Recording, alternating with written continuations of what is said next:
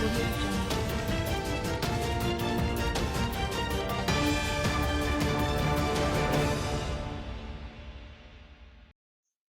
Hello everyone and welcome to another episode of daily market rundown. आज के इस video में हम बात करेंगे वेस्ट एशिया में जो टेंशन्स हैं जो सडनली एस्केलेट हो गई हैं, तो उसका क्या इम्पैक्ट हुआ है, क्योंकि उसका इम्पैक्ट अब सिर्फ जियोपॉलिटिक्स तक लिमिटेड नहीं है।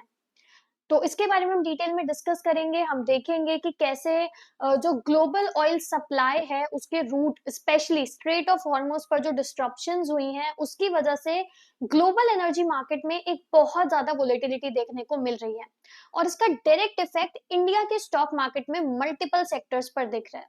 अब कुछ सेक्टर्स बहुत रैली कर रहे हैं, वही कुछ सेक्टर्स बहुत हेवी प्रेशर में हैं। तो आज के इस वीडियो में हम डिटेल में समझेंगे कि वेस्ट एशिया कन्फ्लिक्ट का ऑयल मार्केट पर क्या इम्पैक्ट है, इंडियन मार्केट के सेक्टोरल विनर्स और लूजर्स कौन रहे, और इन्वेस्टर्स के लिए इसका क्या मतलब है। तो सबसे पहले समझते हैं कि स्ट्रेट ऑफ हॉर्मोज इतना इंपॉर्टेंट क्यों है। अब ये एक नैरो मैरीटाइम रूट है जो कि पर्शियन गल्फ को ग्लोबल मार्केट से कनेक्ट करता है।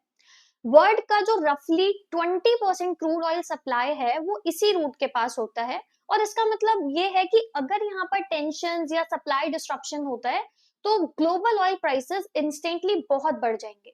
तो अभी एग्जैक्टली यही चीज हो रही है। क्रूड ऑयल प्राइसेस आज भी $100 पर बैरल को क्रॉस कर चुके थे, जिसकी वजह से एनर्जी मार्केट्स में बहुत पैनिक बाइंग और बहुत वोलेटिलिटी देखने को मिली।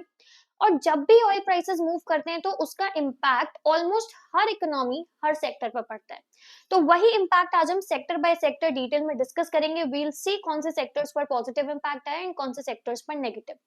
जिसमें से पहला सेक्टर है किचन रिलेटेड अप्लायंसेस स्टॉक्स। तो सबसे सरप्राइजिंग रैली हमें house hold related, kitchen appliances related stocks में देखने को मिली। अब ये क्यों हुआ? क्योंकि ये जो वॉर चल रहा है, जो भी डिस्ट्रप्शंस चल रहे हैं, इसकी वजह से एलपीजी शॉर्टेज के फियर्स काफी ज्यादा बढ़ गए, जिसकी वजह से induction cooker, electric cooking appliances, इनकी डिमांड में बहुत बड़ा सर्ज आया।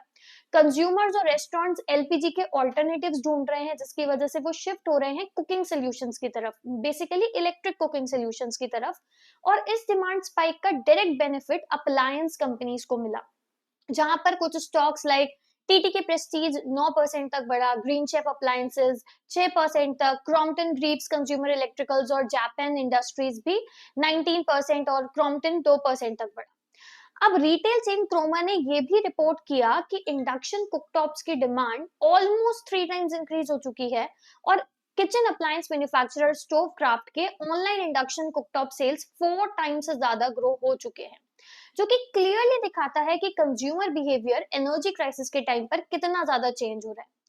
सेम सिमिलरली दूसरा एक और सेक्टर जिसमें एक पॉजिटिव रिएक्शन हमें देखने को मिल रहा है, that is gas distribution and LNG companies.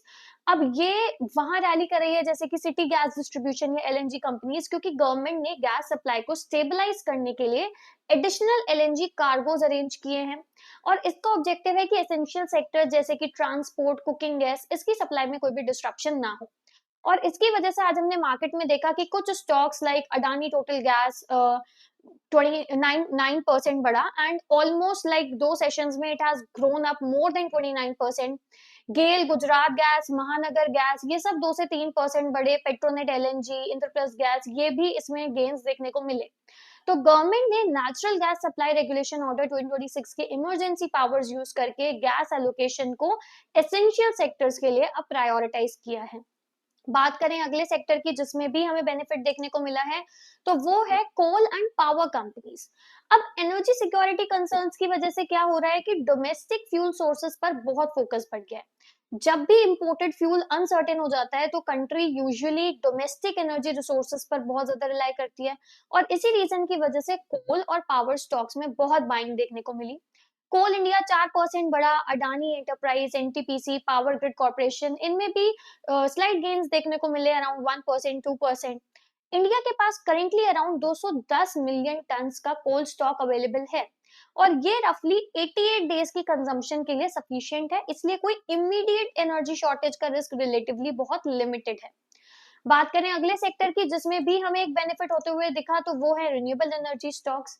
अब ये वो कंपनीज हैं जो इस सिचुएशन में बहुत स्ट्रांग रैली कर रही हैं। रीजन सिंपल है, क्योंकि जब भी ऑयल प्राइसेस स्पाइक करेंगे तो इन्वेस्टर्स और गवर्नमेंट किस साइड फोकस करेंगी? वो फोकस करेंगी क्लीन एनर्जी ऑल्टरनेटिव्स की तरफ और उनको ज्यादा सीरियसली कंसिडर करेंगी। तो इसका बेनिफिट भी आज हमें इन कंपनीज में देखने को मिला, जहां पर NTPC green, Solex energy, KPI green energy, ये सब 12 से 14% तक बढ़े। सात्विक ग्रीन, सर्वोटेक रिन्यूएबल और सुजलॉन, ये भी काफी ज्यादा 5 से 8%, 2% बढ़े। अब ये रैली एक लॉन्ग टर्म स्ट्रक्चरल शिफ्ट को भी हाईलाइट करती है, जहां पर हम देख सकते हैं कि एनर्जी ट्रांजिशन ग्रेजुअली कितना ज्यादा बढ़ रहा है। अब हम वो सेक्टर्स की बात करते हैं जहां पर थोड़ा नेगेटिव इम्पैक्ट हमें दिख रहा है। तो उसमें हम बात करते हैं रेस्टोरेंट या फूड डिलीवरी कंपनीज की। ये वो सेक्टर्स हैं जो कि बहुत प्रेशर में आ गए हैं क्राइसिस की वजह से। अब क्यों? क्योंकि कमर्शियल एलपीजी शॉर्टेज की वजह से काफी सारे रेस्टोरेंट्स को अपना मेन्यू बहुत रिस्ट्रिक्ट करना पड़ा, या फिर कुछ ऑपरेशंस को टेम्परेली बंद भी करना पड़ा। अब अगर एलपीजी सप्लाई इश्यूज ऐसे ही बढ़ते रहेंगे तो ऑर्डर वॉल्यूम और प्रॉफिटेबिलिटी पर भी इम्पैक्ट पड़ सकता है। अब इसकी वजह से इटर्नल और स्विगी जैसे स्टॉक्स भी 1%, 5% अर्ली ट्रेड में गिरे। सिमिलरली जुबिलेंट फूडवर्क जैसा स्टॉक भी अर्ली ट्रेड में 5% तक गिरा। साथ ही में काफी सारी सिटीज में रेस्टोरेंट लिमिटेड एलपीजी सिलेंडर्स की वजह से कुछ डिशेस टेम्परली स्टॉप भी कर दी गई हैं। सेकंड, जिस सेक्टर में हमें एक नेगेटिव इम्पैक्ट दिखा वो है हमारी ऑयल मार्केटिंग कंपनीज। अब ऑयल मार्केटिंग कंपनीज का गिरने का रीजन भी सिंपल है, क्योंकि जब क्रूड ऑयल प्राइसेस बहुत बढ़ जाते हैं तो फ्यूल रिटेलर्स को मार्केटिंग मार्जिन स्क्वीज हो जाते हैं, स्पेशली अगर fuel prices immediately pass through नहीं किए जाने दिए जाएं। और वही यहाँ हो रहा है, जिसकी वजह से हम देख सकते हैं कि Indian oil corporation, Bharat petroleum, Hindustan petroleum, ये सब 2 से 3% आज अर्ली ट्रेड में गिरे थे। और इसलिए oil price spike usually OMC stocks के लिए एक नेगेटिव ट्रिगर बन जाती है। तो अगर मैं बोलूं कि हम एक ओवरऑल पिक्चर अगर हम देखें तो वेस्ट एशिया कॉन्फ्लिक्ट की वजह से अभी इंडियन स्टॉक मार्केट में एक क्लियर सेक्टोरल शिफ्ट देखने को मिल रहा है। अभी इन्वेस्टर्स का जो ध्यान है, जो शिफ्ट है, that is towards energy security related stocks, renewable energy, domestic fuel providers. जबकि प्रेशर में जो स्टॉक्स हैं that are those companies and businesses which are related to LPG, which are dependent on LPG, food delivery ecosystem, oil marketing companies। और अगर geopolitic tensions और ज्यादा ऐसे ही escalate होते रहे तो एनर्जी रिलेटेड सेक्टर्स में और ज्यादा वोलेटिलिटी और अपॉर्चुनिटी दोनों देखने को मिल सकती है। अगर आपको ऐसे मैक्रो इवेंट्स का स्टॉक मार्केट पर इम्पैक्ट समझना इंटरेस्टिंग लगा हो, इंफॉर्मेटिव लगा हो, तो इस वीडियो को लाइक, शेयर एंड सब्सक्राइब जरूर करें। And thank you so much for watching. Also आप मुझे कॉमेंट्स में जरूर बताएं कि आपका क्या थॉट है, क्या ऑयल प्राइसेस और ज्यादा बढ़ सकते हैं, और अगर हाँ तो इसका मेजर इम्पैक्ट हमें कौन से सेक्टर्स में देखने को मिलेगा। And thank you so much for watching and I will see you in the next video with next update.